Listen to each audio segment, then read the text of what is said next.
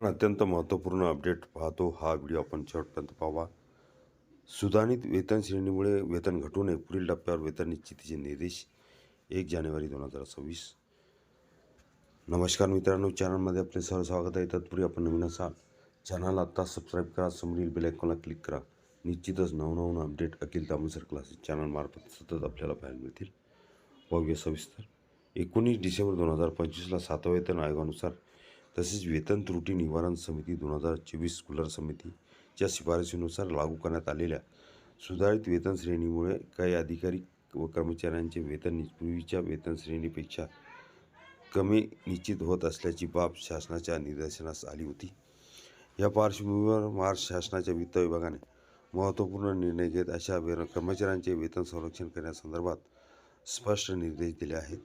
वित्त विभागाने दिनांक 28 एप्रिल 2022 रोजी काढलेल्या अधिसूचनान्वये 7व्या वेतन आयोगातील S27 ही वेतन श्रेणी 1,18,500, 2,14,100 ऐवजी 1,23,100, 2,15,900 अशी सुधारित करण्यात आली होती.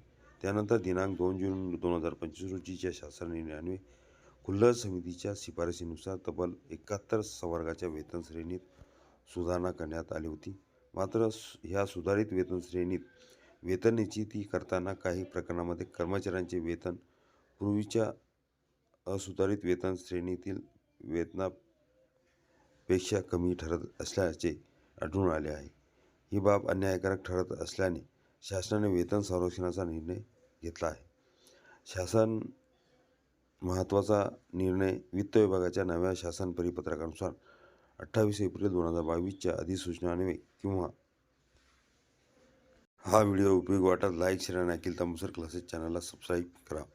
2 जून 2025चा शासन निर्णयान्वये सुधारित वेतन श्रेणी लागू करताना जर एखाद्या अधिकारी कर्मचाऱ्यांचे वेतन पूर्वीपेक्षा कमी निश्चित होत असेल तर अशा कर्मचाऱ्यांचे वेतन त्या सुधारित वेतन श्रेणीतील पुढील टप्प्यावर निश्चित करण्यात यावे असे स्पष्ट निर्देश देण्यात आले आहेत.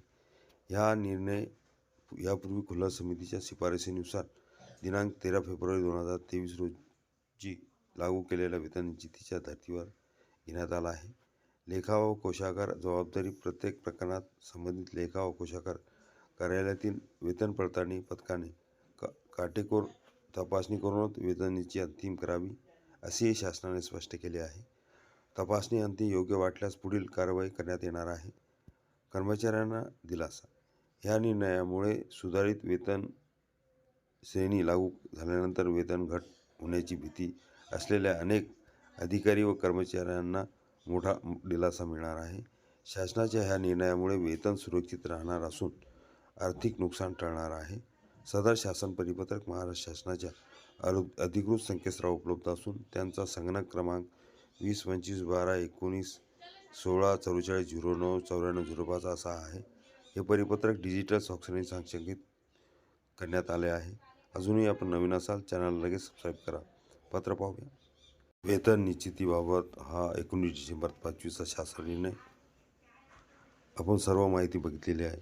हा व्हिडिओ उपयोगी वाटला तर लाईक, शेअर आणि अखिल तांबेसर क्लासेस चॅनलला सबस्क्राईब